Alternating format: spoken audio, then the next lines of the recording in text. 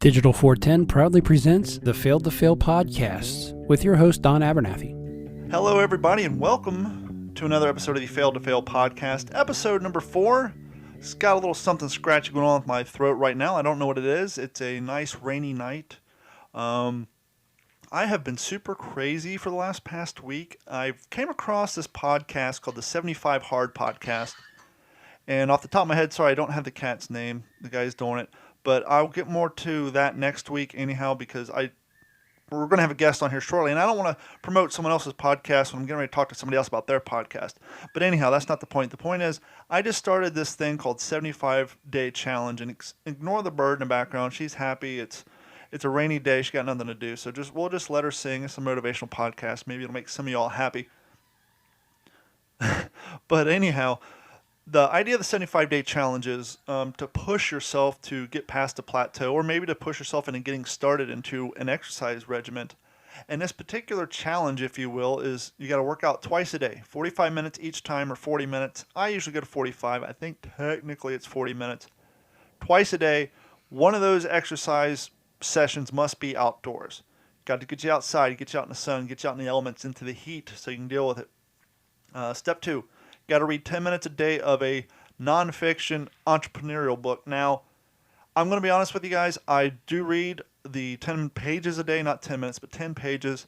But I'm not doing the entrepreneur stuff. It's nonfiction stuff, because if I'm going to utilize that time best to fit my schedule, why not read my World War II book so that I can use that content to provide more information in my World War II based podcast? So I figured instead of reading entrepreneurial books a day for 10 pages, I'll read 10 pages of nonfiction book, i.e. World War II, because I got a World War II book library here I need to get through.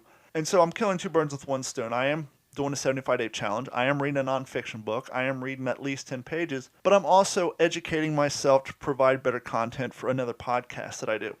Step 3, work out twice a day. Read 10 minutes a day. Step 3 is to maintain a diet. You choose a diet at the beginning of this thing, whether you want to do keto, paleo, your grandma's baked ham diet, whatever diet you think is going to work for you. You got to do that diet. And step 4 is to take a daily progression picture. Now, for most of us, it's not a big deal. We usually do it at the gym anyhow. Because let's face it, after a while, at least if you've been working out for a while, you kind of get the whole, I don't want to say body dysmorphic syndrome, but it's almost like, the best way I can explain it is, you have a dog, right? This dog's 10, 11 years old. And you have a family member who comes to your house who hasn't seen the dog in a while. And they can see the change, whether it's fatter, skinnier, older, what have you. But because you see that dog every day, you don't really notice the change until someone points it out. Well, it's kind of the same thing with our own bodies. When we're working out, we're losing weight, or we're gaining muscle tone, or for that matter, when we're all putting the weight on. It's like we don't see it every day, and then something happens, whether we're on somebody's video or somebody takes a picture and posts it, and we weren't aware, and we see it like, holy shit, I put on some weight. Well, that's kind of the same thing when you're losing weight or gaining muscle tone. You're looking in the mirror every day, and so you don't really see that change. And so by taking daily progression picture, you can look at them in sequence and actually see the gains or losses, whatever it may be. So that's the 4 basic steps, and doesn't sound too hard except for step number 5. And it's a step I kind of adopted, saying to keep yourself honest. And that is, if you miss one of the other 4 steps, you got to start over. I don't care if it's day 33 and a half. Like me, I made it to day 3 and I realized I forgot to read my 10 pages. Nobody knew but me. But to keep myself honest and to challenge myself, which is the whole reason why we're doing these things, I called myself on it. I said, hey there, fella, you forgot to read, so now you got to start all over. So on Monday is going to be my second day 1. But we'll get into that more on the next episode coming up, because we got a packed full episode right now.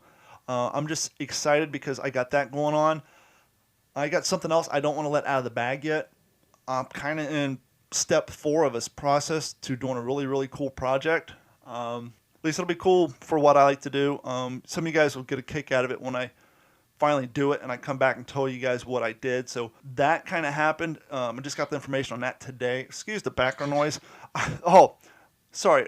I forgot an important step. You have to drink a gallon of water a day. So here in the studio in my hand, I have my metal cooler with my water in it, and that's what that noise is. That's the cork on it.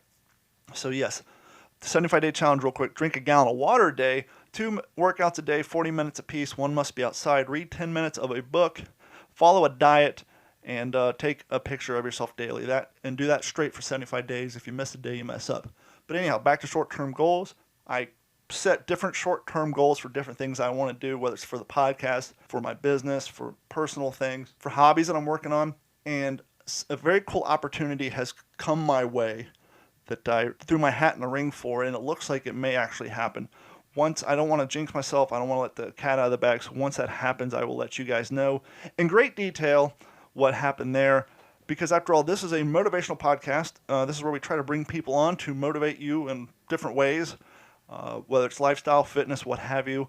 Much like every podcast, this thing will change, morph, and it'll find its own at some point. We're only 5 episodes in, and so let's get started, but first, it's time for house cleaning.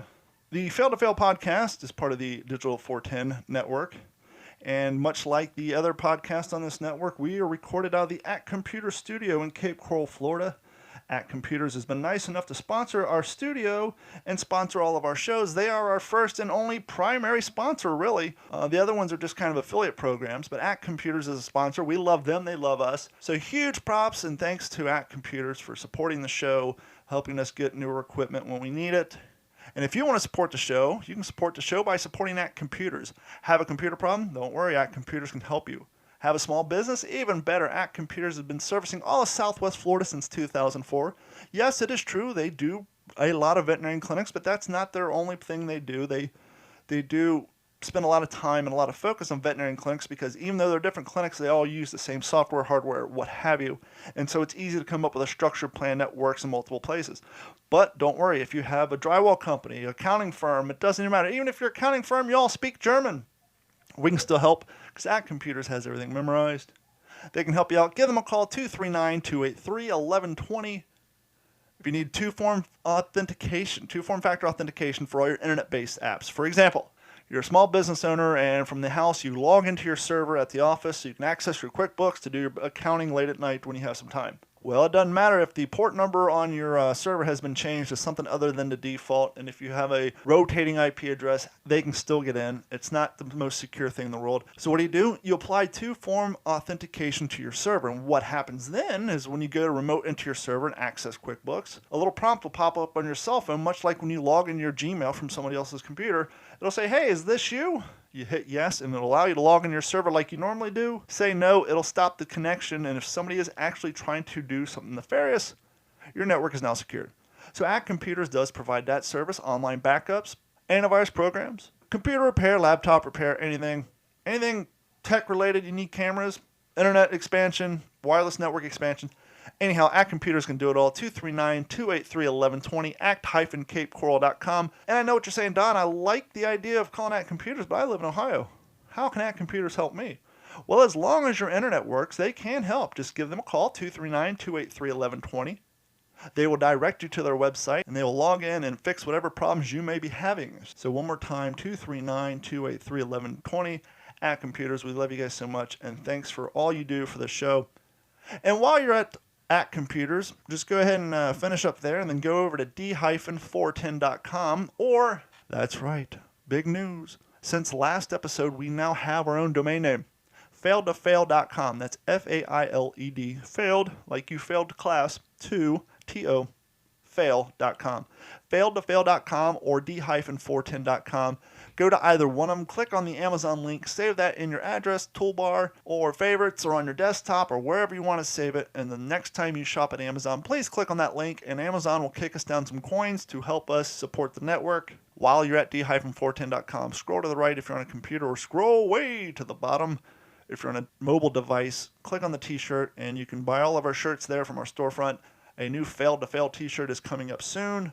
Buy any shirt you want. Use the promo code all capitals, I listen. That'll save you $4, which will basically give you free shipping. And last but not least, if you're listening to this podcast, hopefully you're listening to it for self-improvement and maybe, quite possibly, especially if you're listening to this episode, you're into some physical fitness or you're trying to change your diet. If that is the case and you're trying to get a little more active in your lifestyle and it's hot outside, it's summertime, we're in Florida, you're in Ohio, Massachusetts, Indiana, wherever, it doesn't matter, it's hot. You're outside trying to bike, walk, run, mow the grass, whatever you're doing, you're going to get sweat in your eyes, or you need some compression socks, or you need football gear for your son. Go to sleefs.com, SLEEFS.com.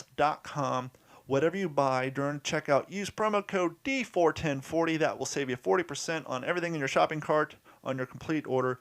D41040 at sleefs.com, SLEEFS.com. And last but not least, Patreon.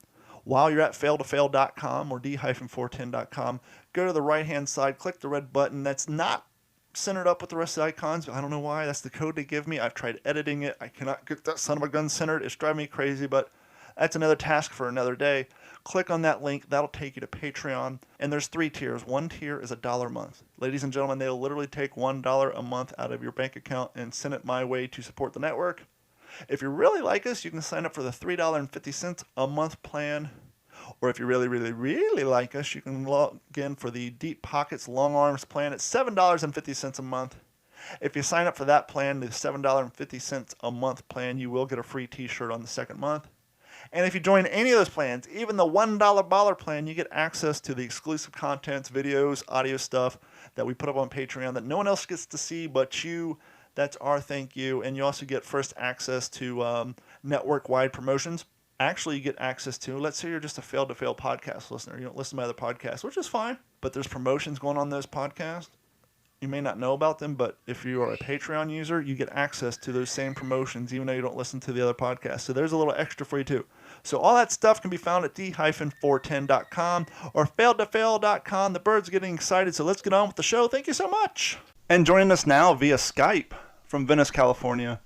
I came across this gentleman on Twitter of all places. I've said in past episodes on the Waterman and D-Train show that Twitter has become a political shit show, and I try to stay away from it. But every once in a while, I'll dip my toe into it and see what's going on. And I came across a tweet by a gentleman. He's promoting a very cool project that I think is definitely worthwhile to spread the word on. As some of y'all know, over the last year, I've lost about 38 pounds due to my exercising, and most recently, my fascination with running, because I like to torture myself, and I just completed my 4th 5K, and I'm practicing for a half marathon, but now that I'm running 14 miles, people like just skip the half and go for the whole. Anyhow, we'll get into all that shortly. Joining us right now from Venice, his name is Brian Sanders. He hosts a podcast called the Peak Human Podcast. He's working on a sweet independent film. He's actually crowdsourcing it, but I'll let him get into all that. But as we tend to do in these podcasts, let's take a chance to get to know Brian. He and I have some familiarities in our backgrounds, at least, as far as what he used to do career-wise. But Brian, how you doing? I'm great. Thanks for having me on. Thanks for joining me. Let's get right to it. I was looking at your bio, and before you dedicated your life to setting rights to some wrongs, you used to be an IT guy, is that correct? Well, yeah. So I worked as a mechanical engineer, and then I worked in tech. So I have sort of a lot of tech background.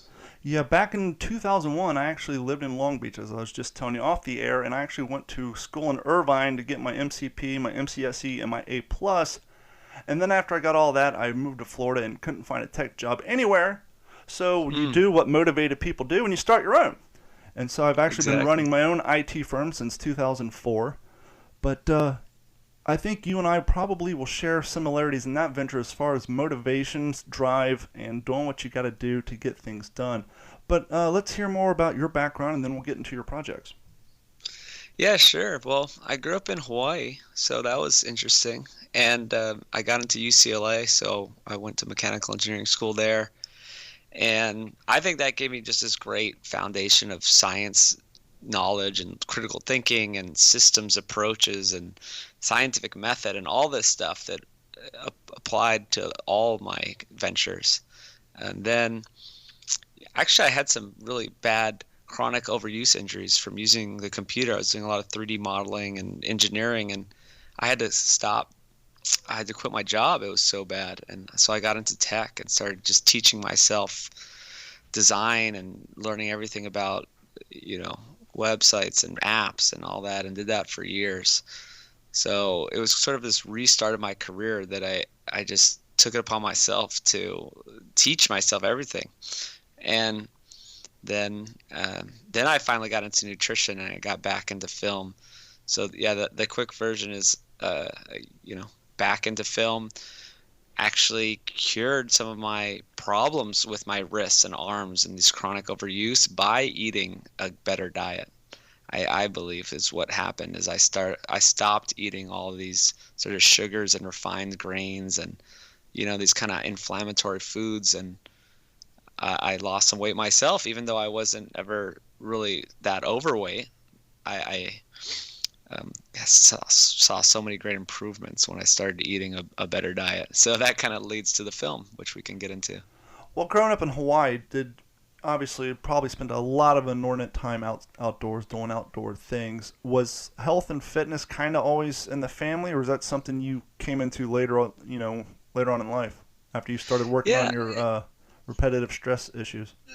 No, I was always outside. I was always running around. I was always jumping off cliffs and doing backflips off things and playing football and track and basketball. So it was always a part of my life.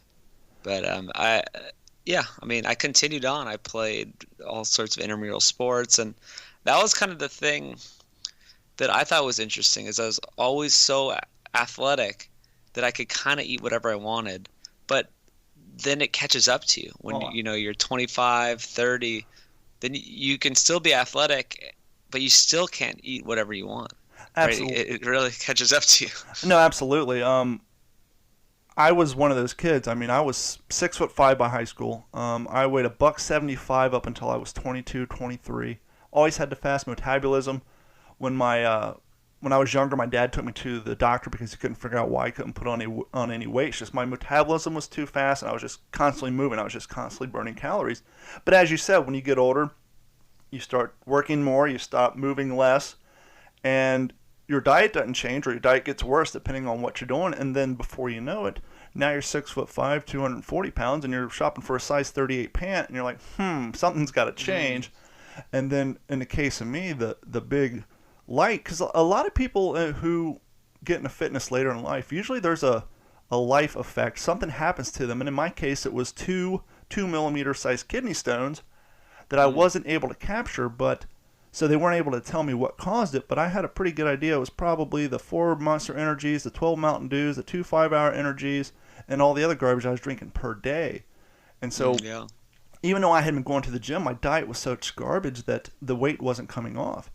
And once I just got rid of the soda out of my diet and cut my carbs down by 75%, and even though my fitness maintained the same course, my weight just started falling off. And then once I started adding running to the diet, forget about it. It just a complete game changer. Now, I was listening to a couple of your podcasts today, and the one that caught my interest the most, and we kind of share this experience, unfortunately, was the one you talked to, I think it's 3 episodes ago, about Alzheimer's disease and the research being done on that. Now, I know your mother is suffering from that, and the reason I say we share that too is my aunt, on my father's side, she caught it early. And didn't catch it in a good way. I mean, she got it early, and the detection wasn't picked up by her family until way late. And unfortunately, there was very little they could do at that point. But the doctor you had on, you guys, and once again, comes down to a lot of the basis of what you do is the amount of effort and investigation put into the diet side of trying to fix some of these, whether it's lupus, fibromyalgia, Alzheimer's, some of the things that people are trying to do to correct that, not only with modern medicine, but through the proper use of diet. Yeah, it's amazing. Well, so that's how I kind of got started on this diet journey. Is I didn't realize that some of these chronic diseases like cancer and Alzheimer's were caused by diet, or have a big role. Diet has a big role. I mean, there's so many causes with some of these diseases. There's genetic components. There's all kinds of environmental impacts with cancer and Alzheimer's, but a large part is actually due to diet. And it makes sense because our ancestors didn't get these diseases, and we can look at modern hunter-gatherers that we can still see today that live long and don't get these diseases, right? So some people say, oh, well, our ancestors died early. And well, for one, that's not really true. It's the infant mortality kind of brings down the average, but also we can see in these modern hunter-gatherers that live into their 80s sometimes, they don't get cancer and Alzheimer's. So there's something going on, and the biggest difference is our diet, right? So yeah, once this happened to my mom, that kind of woke me up, and my dad actually passed away of cancer about 4 years ago. So it's really, hit me hard, and I started thinking about it, researching it, and yeah, I think everything has changed for the better since I really focused down on this. Well, I think we're all familiar. When I say all, general, we're all familiar with paleo. We're all familiar with Atkins and keto. Some of us are familiar with NSNG, which is no sugar, no grain. But I heard you kept using a phrase that I had not heard of before, and which is sapien diet. What is the key difference between what you talk about, the sapien diet, opposed to the no sugar, no grains, or Atkins is pretty much outdated at this point, but keto and the paleo, which a lot of people are into right now? Yeah, well, so I've been doing so much research for this film. It's been 2 years of hardcore research. I've looked at every single kind of diet, all these dietary strategies, and I really think that I've come to find some simple truths that bring them all together. So I think that what a species appropriate diet for humans is a sapien diet, and it's more of a sapien framework. It's more of just a a constellation of strategies, right? Where we can, not everyone has to eat the same thing, right? I don't believe in this one size fits all diet. Like there's so many different kinds of people in the world, but the sapien framework embraces, say, paleo, embraces keto, it even embraces carnivore diets that some people may have heard about. It's people eating all animal foods. It also could embrace a pescatarian diet, right? If you choose to eat more plants and fish and that's your thing, then great. What really the sapien diet is all about is eating nutrient-dense whole foods, for one. That's number one, right? Whole foods, as close as you can to how they come in nature, and the more processing, the worse they get for you, pretty much.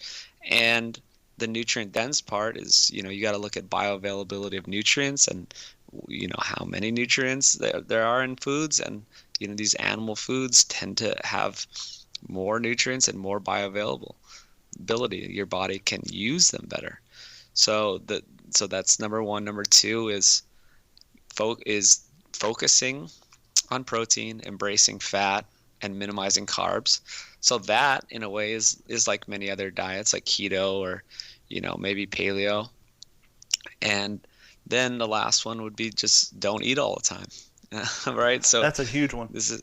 It's huge, so huge. Condensed eating windows. People know it as intermittent fasting. They may have heard of all kinds of different names for it. But really, it's let's not eat all the time. We don't need to have 6 meals a day. That was the hugest mistake, I think, that people were recommending that for like 20 years. Well, I'm gonna get into the movie in a second, but before we jump into that, one of the things I heard you kind of promote as far as your eating schedule, which, as you say, everybody's eating schedule is a little different, but you practice what you call the 4, 4, and 2. 4 hours after you wake up, and then 4 hours before you go to bed, right? Yeah, I mean, that's the simplest way to think about it. Yeah. Yeah, it's like, well, because everyone's schedule is different. So just, that makes an 8-hour eating window. And so if you wake up early, then that 8-hour window is going to be earlier. But it's just better to not be digesting food, when you're trying to sleep. And I don't think it's necessary to eat right when you wake up. I mean, if you're eating a good diet of healthy fats and proteins, you shouldn't really be hungry all the time. And, I think there's a lot of good things that happen when you're not eating. A lot of people say, a lot of these experts say all the good things happen when you're not eating. There's autophagy, which means your cells, your whole body and cells get a chance to repair themselves. When you're eating, that's called the fed state, and your body's storing fat. And when you're not eating, that's called the fasted state, and your body's using its energy. So it's better to spend more time in the fasted state. So you're using that energy instead of constantly eating and then having your body store that energy. So it's pretty simple if you think about it that way. And I think basically kind of what led you into the idea of this documentary that you're working on called Food Lies is a lot of people start researching different diets, such as the ones you just named and all the things that are involved with. And then, you're 35, I'm 41, so you're 6 years younger than me. And so I'm sure that a lot of the school nutrition programs that you went through 6 years after I did were still the same throwback crap that we were getting from the 40s, 60s, and 70s, which was the food pyramid, which heavily relied on the consumption of grains and carbohydrates, and then the dairy, and then the meat. And as gentlemen like you and other people who were into fitness and health and dietitian and dietary stuff and medical research, they're starting to discover that the pyramid we were sold on's not only not correct, but it's actually almost the opposite of what we should be doing. Is that kind of what led you into wanting to get the word out and creating this documentary, Food Lies? Exactly. I mean, this is what I grew up with. This is what my family grew up with. And I always say, I mean, we followed the guidelines. We ate by the food pyramid. We ate at home. We weren't ordering pizzas and going through McDonald's. Like, we went out to eat once a week, one meal out of, say, 21 meals. Mm-hmm. We went out, 20 of them we ate at home or at the school cafeteria, right? Which was the guidelines. Yep. So I believe that ruined my parents' health, and they weren't obese, and we weren't eating fast food, but slowly they just got a little older, and you just get that sort of belly fat, and you just get more problems with blood sugar. And they weren't diabetic or anything, but I just know that they had problems. I mean, Alzheimer's is known as type 3 diabetes a lot, right? It's the insulin resistance of the brain. So it's the same thing that goes on when people eat too much sugar and carbohydrates and get type 2 diabetes. Well, that happens in your brain. Your brain can't use the glucose anymore because it's insulin resistant. So yeah, I mean, there's a huge story here. I mean, I'm making a whole movie about it, so I could talk about it for hours, but it's basically we got it all wrong. There's a long story in the 50s with Ansel Keys, and people may or may not be familiar with it, but it's sort of like an old story by now. That he blamed everything on saturated fat. He did the 7-country study, looked at these countries and said, oh, look at these people, the countries that ate a lot of saturated fat got heart disease, and the ones that did not get it. But he cherry-picked the evidence. He left a lot of countries out that didn't fit this narrative, and then we got these bad guidelines, right?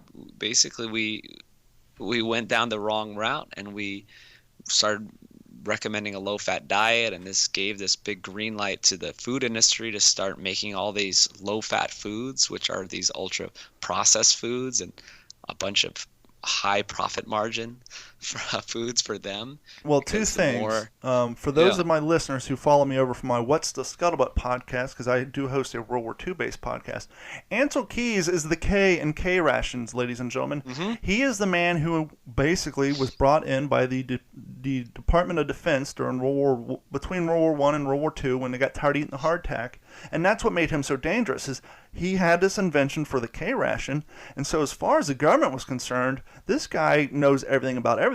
We gave him a task. He provided us with supplements for our soldiers. If it's good enough to win World War II, if it's good enough to win the Korean War, then this guy clearly knows what he's talking about. The problem is making some dehydrated crap that provides enough substance to keep you alive. Because, by the way, when you're out fighting a war and you're living in the field, there's nothing wrong with consuming more calories and carbs than you need, because you're out fighting, you're burning calories, you're literally living outside. And so to have these food sources that are cranked up with way more nutritional stuff than you need is actually good in that environment. But when you're sitting at home working 9 to 5, not so much.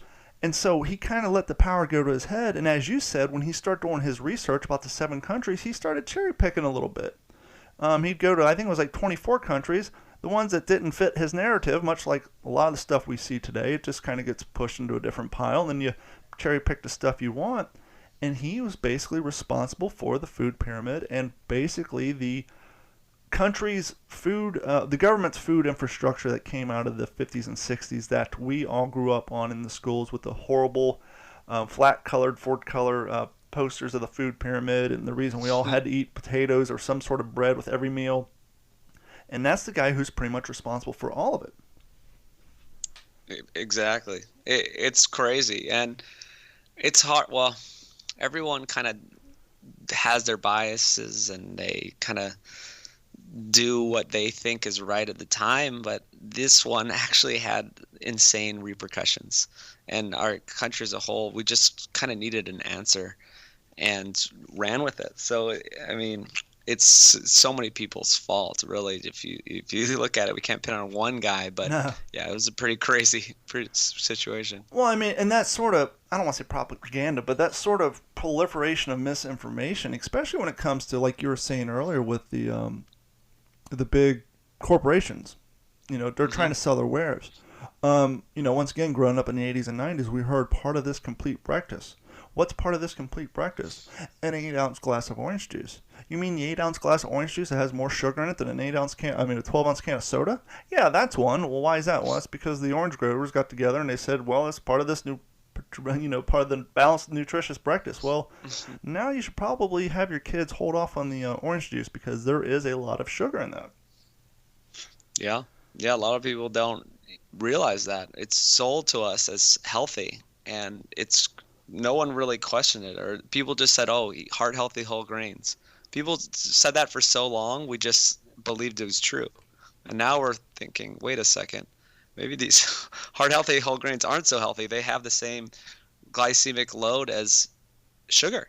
Right? It's like these whole grains just turn into glucose in your body. There's not a big difference. I mean, maybe it goes a little slower because of the fiber, but still, there's just these misconceptions that these certain foods are healthy, and that's, I think, a lot of these food lies that I'm talking about go both ways. One is all these things that were billed as healthy all our life are turning out to not be healthy, and then all these things that we're told are dangerous, like red meat, turn out to be completely fine. I believe red meat is a health food. Yeah. We've been eating red meat for all of history.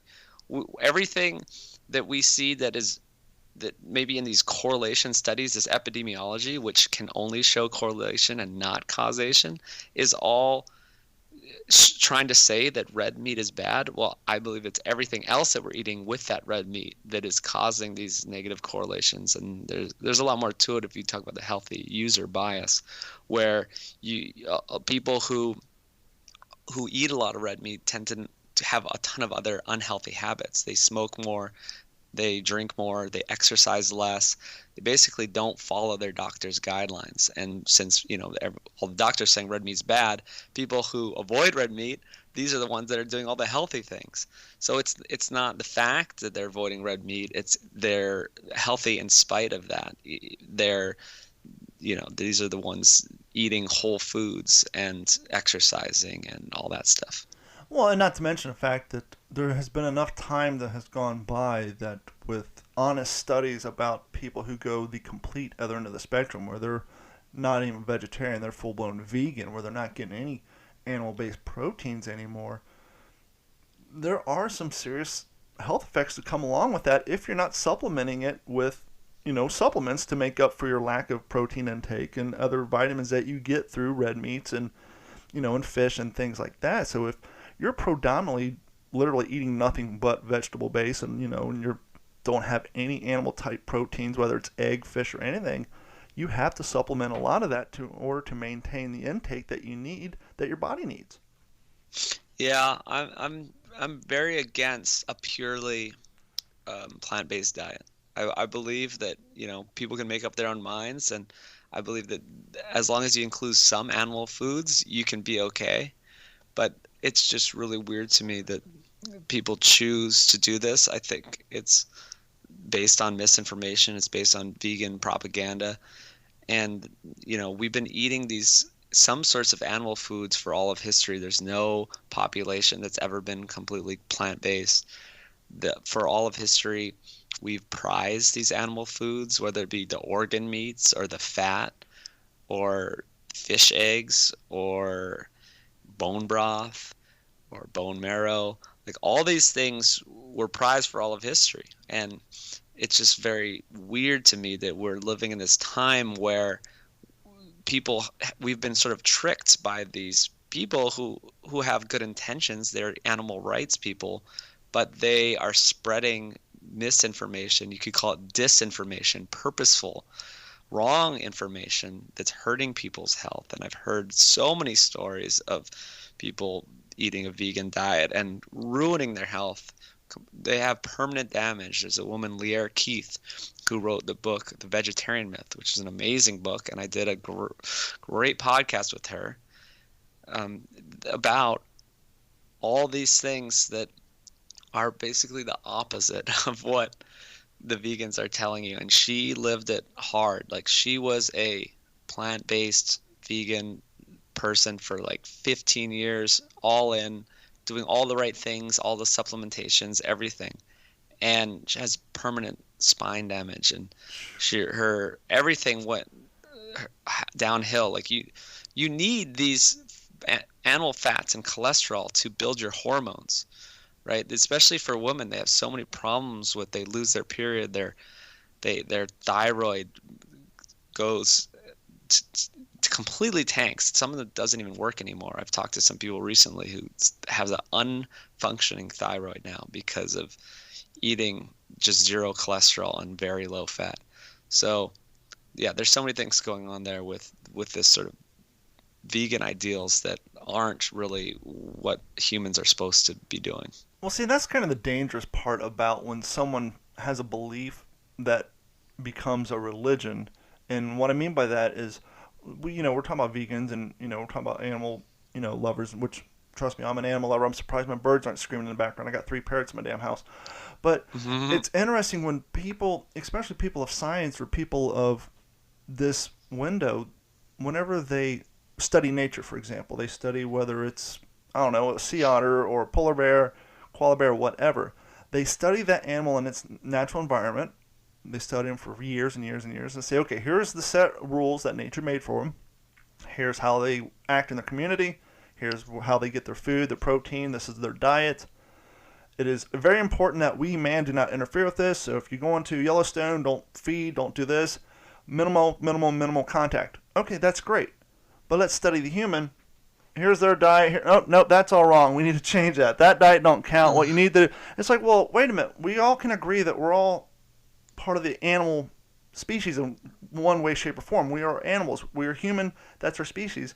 Why is it perfectly clear and precise that every animal on this planet, their community operates a certain way, their food structure operates a certain way, they strive best in these environments, but when it comes to humans, and you try to look at it objectively and just do a study, no, that's all wrong. We gotta change it to fit the narrative of the person who's doing the study, which blows my mind every time. It's like, what's the difference? It's really crazy. We've just lost our way. It's so weird. This last 50 years is a crazy anomaly, and I don't know how exactly went down this path. I've talked to some people that have some ideas. If anyone wants to look up Dr. Gary Fetke, he's out of Tasmania in Australia, and has this idea of how we got down this way, and it has to do with Seventh-day Adventists and religious views that meat was bad, and this long history back into the 1800s. But basically, through all these different things that lined up with Ansel Keys, or maybe the Seventh-day Adventists, maybe it's the John Harvey Kellogg. There's a whole story there, and you mean about how cereal was invented for the people in the sane asylums? Yeah, well, he had these sanitariums where they'd go. It was an anti-masturbation thing. He thought that if you ate these plain cereals, it would stop people from masturbating, and that meat was impure and it made you have impure thoughts. And there's so many crazy stories out there. But I was laughing you brought the meat was bad thing, because I just had a flashback to 90s to Chris Rock's stand-up act. He's like, yeah, the Bible says meat was bad because back then they didn't have refrigeration. They didn't have preservatives. So they had a problem with all this spoiled meat killing people. He said, red meat's not bad. Green meat's bad. If you're lucky enough to get a hold of a piece of red meat, eat the shit out of it. Throw the green meat away. And so when you were talking about that, I just had a flashback to that joke. And it made me laugh because, I don't know, it's just, we're just getting insane. But I don't want to get too far off the topic of food lies. Let's go down a little bit. So you came up with this idea, and now you needed a way to get this production out. And I know you, in your bio, you said you've been doing some film stuff off and on since high school. You've been doing some media creation. How did you, I guess, if someone's listening to this and, everybody, if you're out looking for motivational content, chances are there's things in your life that you want to do that you're looking for a boost, a kick in the butt. If someone's listening to this right now and they have an idea for a movie, documentary, short film, whatever, and they've been considering going down this road, obviously this isn't a step-by-step class and how to get a film made, but just the broad strokes, where did you get started? I mean, obviously you got to have some sort of background. You said you already do the, you've had history in production and the creation of movies, but I guess where did you get started on this? And are you still in pre-production? Are you mid-production? Where are you at in your project? And how can people support your project? And I know you can go to foodlies.org, but let's get a little deeper into the movie itself. Yeah. So I don't think you need a ton of experience to make an indie film, really. I mean, yes, I grew up, I took some film classes in high school and, had fun making films, but I'm not necessarily some kind of film expert in any way. I didn't go to college for it. Sure. I mean, I never did it professionally. So I think that's very promising to people out there, right? That you don't need to be a professional. You just need to put the steps in place and start the process and have some know-how, but I think you can teach yourself everything. And I think a lot of it is about building skills over a lifetime. And then whatever you want to do, you can do it. I mean, like I said before, I was a mechanical engineer and then went into tech. Like, that's not the same. Sure. It sounds like it's the same because they're both kind of technical, but I taught myself everything by just going online and just watching videos or looking up designs, and then I would copy those designs, right? I would sit there and I go to the website where the world's designers put their work on display, and every day I would copy a few of them and look at all 50 of the top designs, and did that every single day. And then after a year, I was a designer, and people paid me to design websites and apps for them and logos and all kinds of stuff. Well, it's a lot easier now with the advent of WordPress, but back when you're using Dreamweaver or FrontPage, it definitely took a lot more work to do. Yeah, exactly. Well, I mean, now, I didn't do the actual development, but I did everything else other than development. But now you can even just use like Wix and make your own nice website. But anyway. Well, and kind of while we're on the topic real quick, you and I are both podcasters. Now, yes, I worked for 5.5 years in terrestrial radio, but 20 years ago, to do this out of your house or out of a studio you rent, what have you, the equipment was a lot more expensive, because now that so many people are doing it, there's more quality, affordable microphones to buy, and more quality equipment. So kind of like on the film scale, there's no better time to be alive when it comes to wanting to do something on your own and to figure out a way to supplement your income on your own than 2019. It's never been easier to make your own music. If you're a musician, you want to record your own music. Back when I recorded my demo CD back in 1998, I had to go to a recording studio and pay some guy $500 an hour. Nowadays, I could do it here in my podcast studio for free.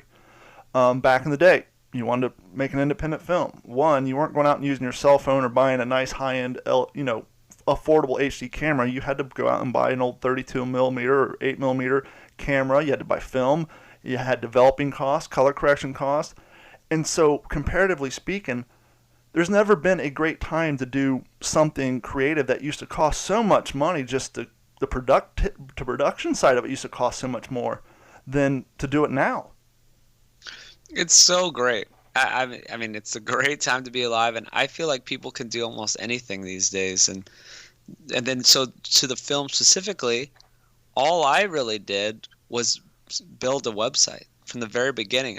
I mean, we can almost do a step-by-step guide. Sure. Where step one, get your idea, and make sure you're passionate about it. Make sure you have some knowledge, a lot of knowledge on it, right? And correct. And some of these skills, like I talk about, building skills over a lifetime. I think it's really important for people to have these hobbies, or don't just go to work and then go play video games. Like, go to work and then, develop skills. Whatever you're interested in might not be what you do as a job. So work on that while you're not at work. And it's not easy. It's more fun to just sit around. But for my whole life, I haven't just worked a job. I've always been doing something else and filling my time wisely. So basically, I knew how to build a website. So we'll go to 2 years ago. I knew how to build a website. I knew how to even use these free tools like Wix, or very low cost, or Squarespace, whatever you want. You can build a website for free without any technical skills, but you need, have some sort of design eye, have some knowledge, and you're off. And once you have that, it's so great these days. If you have a website, then all of a sudden you have something, right? It's like you're someone in a way. You can point to something, right? So now I can start contacting all these health experts that I found and say, hey, here's my website. I'm filming this movie. Will you be a part of it? And you just go step by step, and you get one, and then you get the other. Then you can say, hey, well, this guy's on board. What about, can you be on board? And pretty soon you're making a film. Well, and even easier than that, websites used to be the deal. If you didn't have a website, you weren't a company. But now, ironically, if you're not ready or you don't have the skills to even develop a website, that's kind of step 2. Almost step 1 is a Facebook page, and everybody can create a Facebook page. I mean, there's a reason why Jell-O has a Facebook page, and every gas station you go to, everybody has a Facebook page, even though no one follows them. But it's almost, if you want to be considered legit, you have to have a Facebook page. So you can even make that step 1 while you're working on the website for step 2, and then attach the Indiegogo site and all that. Yeah, or Instagram. And yeah, I mean, that's one of the most important parts is the social media. So I do Twitter, Instagram, and Facebook, but you could pick one if you want and focus on that. But that really is the backbone, because your audience these days, it's all about just a community and people supporting it. And it's great because you don't have these gatekeepers like a network that's, there's only, a few networks, and the only way to get a TV show is to, have to be in with these studios, to be in Hollywood. No, if you have an audience, if you have your following, if you have people that support and like what you're doing, then you can have your own show. You could put it out on YouTube and have no gatekeepers. Perfect example. Last week's episode featured author and high school friend of mine, Christopher P. Stanley. He was a school teacher. He was a historian. Then he got an idea for a children's book, started researching what it took to get a book published, and he decided, the hell with that, I'll just self-publish. Fast forward, 8 years. Now he owns a publishing company called Jump Splash Books. Him and his writing partner have 4 books of their own. They got another author with a 3-book series on their imprint. And so instead of being discouraged by the old school boundaries of entry, he just made his own path. He made his own lane. So not only can I self-publish, but I can create a whole damn publishing company and then help other people who are getting discouraged by showing them the way and doing it underneath my brand. Absolutely. It's so great. So people just need to realize the importance, though, of spreading your own content and having this good voice and unique voice and having it resonate with people. So that's what sounds like what this guy did is he had something interesting to offer, right? If he just wrote, some book that no one cared about, maybe this whole thing wouldn't have worked. So you have to have something that's new and interesting and resonates with people, but you can test that in a way. If you're on social media, you can see what works, and you can see if people are interested or not. And that's kind of is the first step, I guess. Yeah, maybe you don't have to go straight to the website, but a lot of the concepts for the film Food Lies, I put out on my Food Lies social media, and I make all these graphics and different concepts I have, and then I can see what people respond to. And some posts I'm like, oh my god, this got 2,000 likes and there's 180 comments. Like, okay, that's like resonating with someone. And then something else may be not even close to that. So it's really cool what you can do these days. Well, and the nice thing with how social media targets their audiences, there may have been someone out there who wasn't quite familiar with your page, but actually works in or has a very same passion in that field and somehow stumbled across it, read your post, and no, I'm just making all this up, but I'm sure it probably happened. I mean, it almost has to, where they comment, hey, I like where you're going. I do work in this field. By the way, you may want to look into X, Y, and Z. And so now they're actually not only providing content for your film, but they're actually providing you research routes that you wouldn't have known of before. So it becomes more communal in that sake that you actually have people who are familiar or have the same passion who like what you're going or saw that you may have missed something important that would provide more evidence or more research to what you're trying to explain. And they can send you a private message, or even something as small as a comment with a keyword that you didn't even know of could send you down a whole other path to find more research and more evidence for what you're trying to prove. Yeah, absolutely. That has happened. Absolutely. People send me stuff all the time, and it helps further my research, and I'm always trying to be open-minded and look at both sides. Especially in this nutrition world, there's so many conflicting sides. So it's huge to really build this community, build your tribe. And that's what it's all about is like a tribe. And it really goes along with this sort of ancestral approach to nutrition as well, where we lived as tribes for most of history. So it's definitely a good thing. Well, and the one thing that I don't want to beat people over the head with over the last few episodes, but I just can't express how important it is, and that is the willingness and acceptance of hard work, continuous work, consistency, and just having a drive. Now, obviously, if it's something you're passionate about, putting those hours in doesn't seem like hours. It's something you enjoy. But you will never, ever be successful at anything except for maybe winning the lottery if you're only willing to do it for 7-8 hours a day. If your cutoff is, hey, I put in my 8 hours, now it's time for me to watch TV for the rest of the day, you may find a career making a decent living, but you're never going to achieve your passion. You're never going to get, whether it's making a movie or making a sweet-ass bedroom set for your twin girls. If you're not willing to put some work in after you get home from work, it's never going to get done. And I just try to hammer into people's minds. I'm an Adidas guy. I've loved Adidas for my entire life. I'm not a Nike guy. Mm-hmm. Has nothing to do with politics or anything.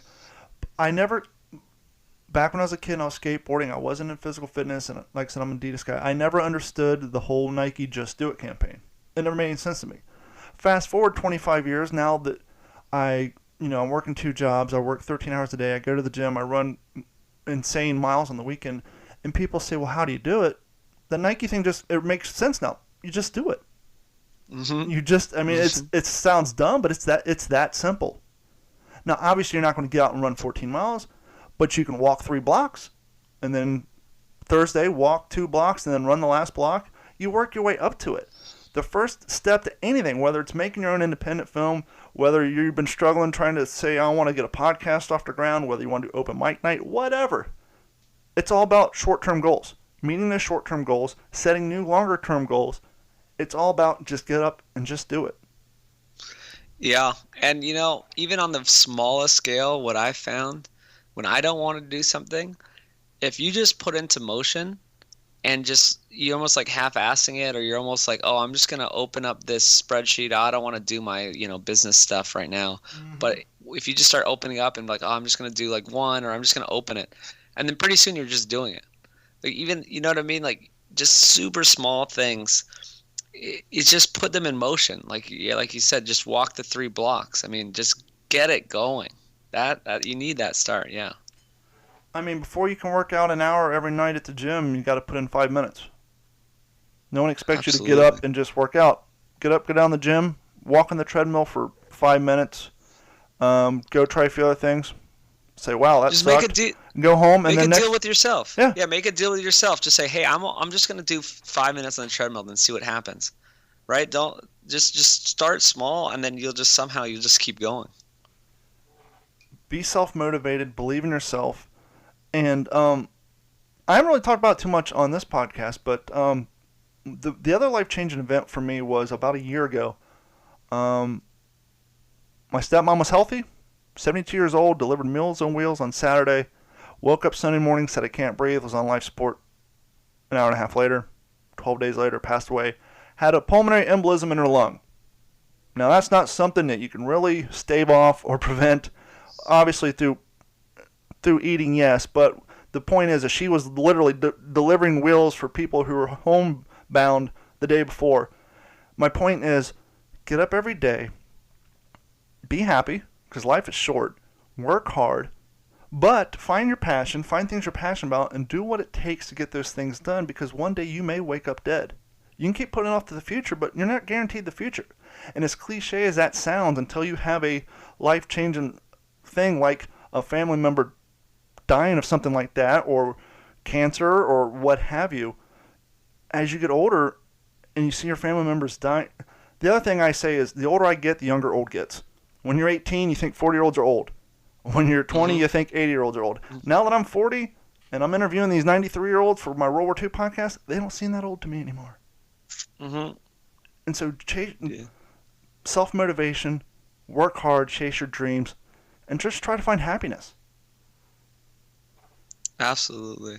And yeah, I guess another thing I'd say is a lot of people, they feel like they're stuck in their job, and that, they have these other passions. And a lot of people think that, oh, you just have to have this passion from day one, and that you can just do it and you can pursue it. Oh, I'm going to go to art school because I want to do art. Well, I don't think that's always true. I think a lot of people, if you just work, you need to find a way to pay the bills, and then maybe you can make your passion come later, right? And then you can figure that out. You have to figure out what that passion even is. I didn't figure it out. I was actually fumbling around with all kinds of things until 2 years ago when I really figured it out. I was trying different tech companies. I was trying different things, and it wasn't working. So a lot of this stuff just takes time too. So for one is set yourself up for success by at least getting a job that pays the bills. Again, people are just like, oh, art is my passion, and then they just try to do art their whole life, and they're just this struggling artist, and it never works because you never have any foundation or monetary foundation or stability. But I think it's okay because I think most people do work normal jobs, right? Most people listening. So, it's okay to do that, but it just, you'll find what you really want to do over the years in your spare time, and then you can finally pursue it with some stability. So you're passionate about health, you're passionate about food, you're passionate about dietary research for health conditions. We've talked about your podcast briefly, the Peak Human podcast, which basically is available on everywhere. I think I listened to it on Stitcher today. So it's basically available where all the same podcast platforms are. We talked about food lies. What can you tell me about this nose to tail meat? Oh, yeah. Well, that's something I got into.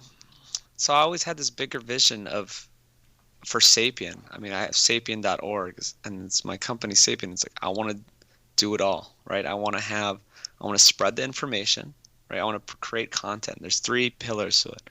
Create content and information and education for people, right? So it's a film, YouTube, social media.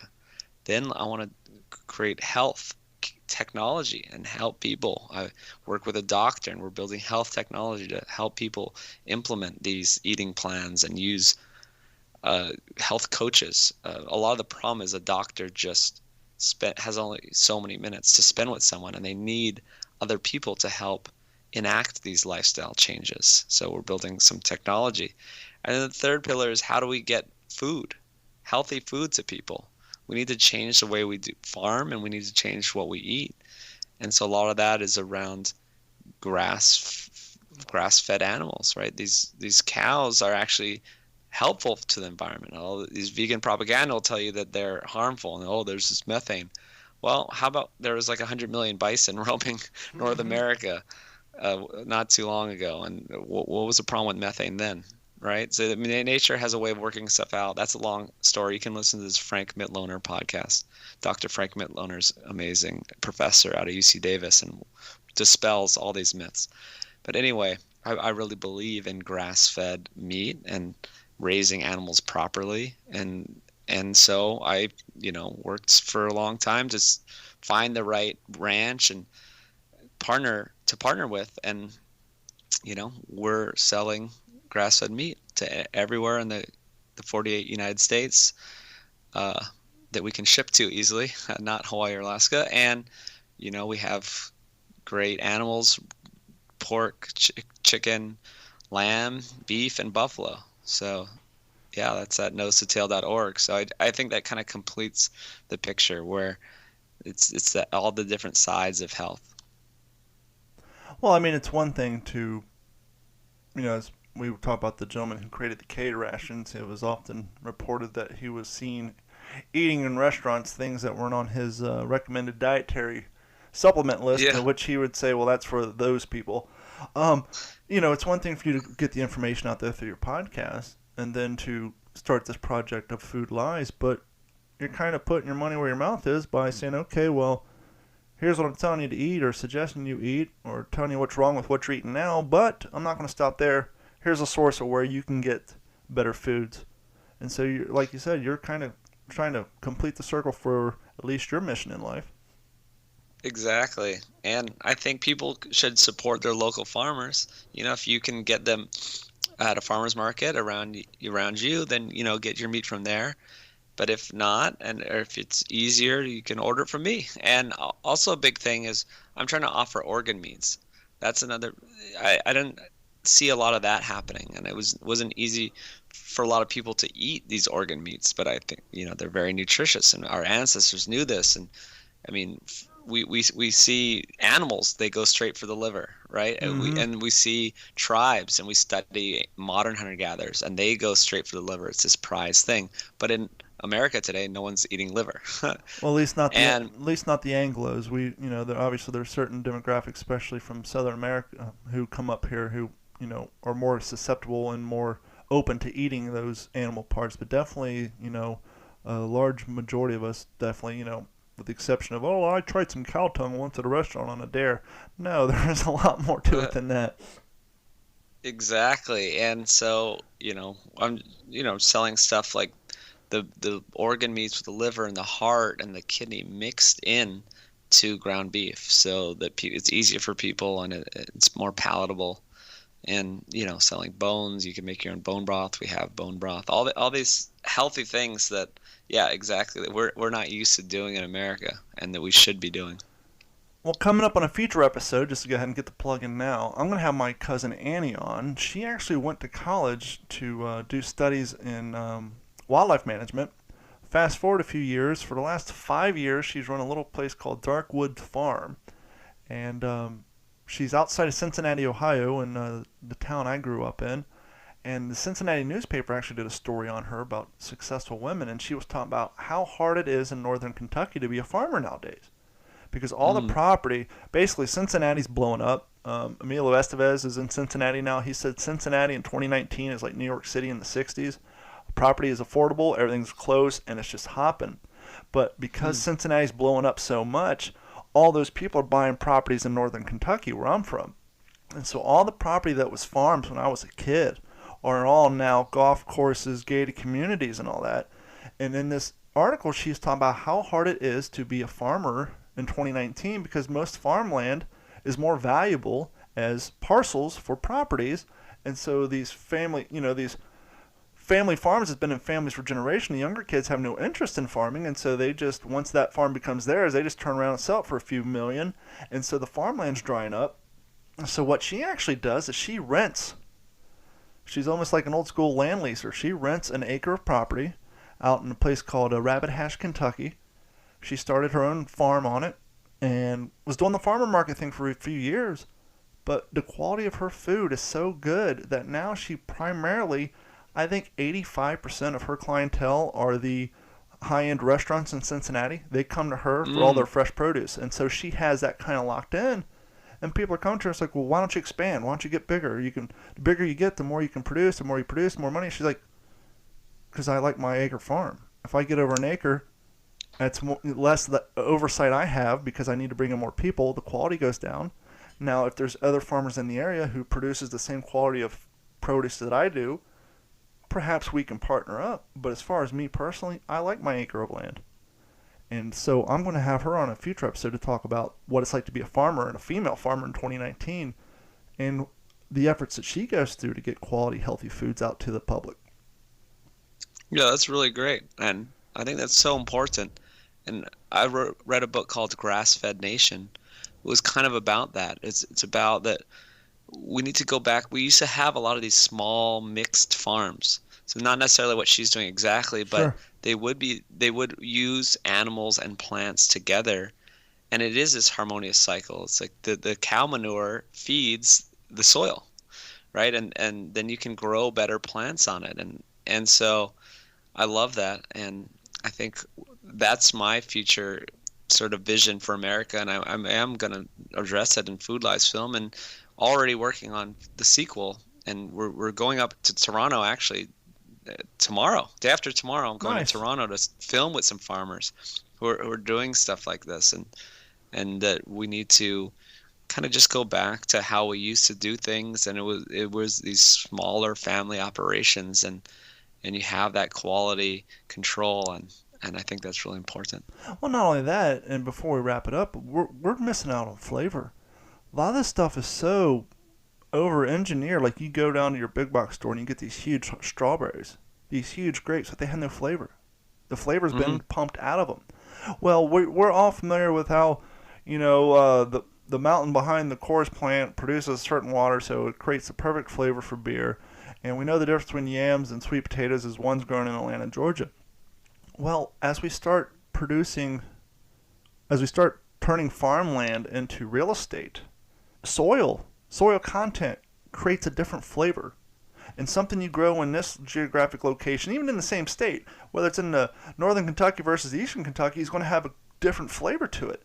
And so by us wiping out all these small farms and relying on the big farms to give us these genetically modified foods, we're basically muting out all our flavors too. Absolutely. I read a whole book on that too. It's called The Dorito Effect, and it goes into all these different foods and how they used to taste, and the soil and the flavoring and all this stuff, and now his theory of why we're fat and sick is because we've wiped out all the nutrients in the soil and nutrients in our food, and we've replaced it with fake flavors. So now it's tricking our bodies. So our humans are sort of adapted to kind of get cues from the flavor to know what kind of nutrition is in it, food, right? So if you eat something that's really nutrient dense, and you eat like a chicken that was raised how it's supposed to, eating little grubs and worms and on pasture, and you taste these nutrients, and we knew that. And then if you ate something that was just a bunch of water, maybe like some modern day watermelon that maybe is just even more watery than they already are and doesn't have as many nutrients, we would be able to taste that. But now we're adding, like the Dorito, we're adding tons of flavor, and so now we're thinking we're getting nutrients because it's such a high flavor, but there's nothing in it. It's just a bunch of processed bleached wheat flour, right? So yes, very important. Much like the Pringle is not a potato chip. Yeah. And back to my WTSP podcast, I was talking to a gentleman about 3 episodes back. He goes around the country, and he has one of the very few existing full examples of the World War II field kitchen. And one of the things he does is he goes to his local farmers, and he taught me something I didn't know. And my point being, Mother Nature kind of takes care of its own. He says I think he said he had 12 or 15 dozens of farm fresh eggs sitting in his living room. I said, living room? Don't you need to refrigerate those? He said, no. When a chicken lays an egg, if you do not wash it or wipe it off, the chicken's body has for lack of a better term, a chemical that coats that egg, and it will be good for up to a week at room temperature. Now, obviously, you don't want to sit out in the sun, but you can just store it in room temperature because of the coating on it, that it does not need to be refrigerated. And he also says that, and I always ask myself, why is it when I watch these high-end food shows, whether it's I'll Have What Phil's Having or all these kitchen shows, why is it every egg I see in a high-end restaurant is brown, never white? I said, because those are the farm fresh eggs. He says those are the best tasting and the best quality egg you'll ever have. And so I've even gone as far as trying to start buying different colored eggs and staying away from the all white processed ones as well. And that sounds funny. How do you process an egg? Well, go to any farm. Show me where the white eggs are at. Yeah. Well, yeah. I mean, I've definitely gone down that path and get these either farmers market eggs, or if people just want to go to the grocery store, I'm a big fan of these Happy eggs. If anyone's seen that brand around, these Happy eggs, these yolks are orange. Yep. They're so nutrient dense. They're bright orange. So And that's the other thing he said. The darker orange the yolk, the healthier the egg is. Absolutely. Which is opposite. We, for those of us who never really cooked, we kind of think, well, if it's not bright yellow, it's got to be bad. No. His name is Brian Sanders. He is the host of the Peak Human podcast. He is the, I guess, pretty much everything. You're the producer, the writer, the end-all, be-all of Food Lies. And he, now, I'm assuming you have some partnerships when it comes to the nose-to-tail meats. Yeah, I'm doing a lot of my own, but I mean, I'm definitely not a rancher, so I definitely have a partner there in Texas. Fantastic. Well, Brian, thank you so much for your time. If you want to throw out your websites again, your Instagram handles and all that stuff, I will say go for it. And I just want to appreciate you for joining us on the Fail to Fail podcast. And anything we can help you out in the future, just let us know. Yeah, thanks so much. Everything's at Food Lies. If you just search for Food Lies on any social media, you'll find me. And sapien.org is just the main hub, and you can find anything I'm doing. And we're almost done filming. We're editing. It should be out in a few months. You can get it on Indiegogo, pre-order, and that'll help us a lot because we're community powered. I'm trying to not take any money from anyone, especially big companies or any kind of people. Like people could say that, oh, this is you biased or take out. There's outside interests influencing it. So it's all community powered. And when it comes to Peak Human podcast, I just want to give you props because you were saying at the beginning of one of them, because I listened to like 2 or 3 of them today, that even when someone comes on your show that you may not agree with wholeheartedly when it comes to their dietary choices or what their belief structures are when it comes to their research, you are asking them to come on your show. You're not setting them up. This ain't a political battle. You're not going to sit there and talk them down and say, no, you're wrong, blah, blah, blah. You let them get their information across. You let them get all their stuff out. You may point something out before they come on or afterwards, but you're not going to debate them. That's not why they're there. And I think we as a world, not even a country anymore, but as a world, we would do better if we all did that. There's so many people who don't want to listen to anything or even talk to someone just because, not even political, but just maybe they don't completely have the same beliefs in whatever.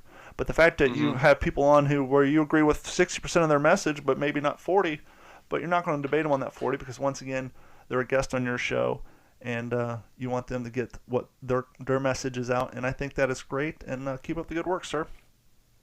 Thank you so much. Yeah, I mean, I want to learn. I want to be open-minded. I don't want to, go down some route and think that I have all the right answers. So I think it's a good closing message there. Thank you, Brian. You have a good one. Okay, thank you. And ladies and gentlemen, that is going to wrap it up for this week's episode number 5. I hope you found some information there that you didn't know before or possibly might enlighten you to go support the people over at the Peak Human podcast and the Food Lies movie. Thank you so much. We will talk to you guys next week. And real quick, we want to hear from you. Have any comments, suggestions, or you think you know somebody who should be on the show? Email us at info@failedtofail.com. That's info@failedtofail.com. Failedtofail.com. Email us. We want to hear from you. Talk to you guys soon. This has been a Digital 410 production.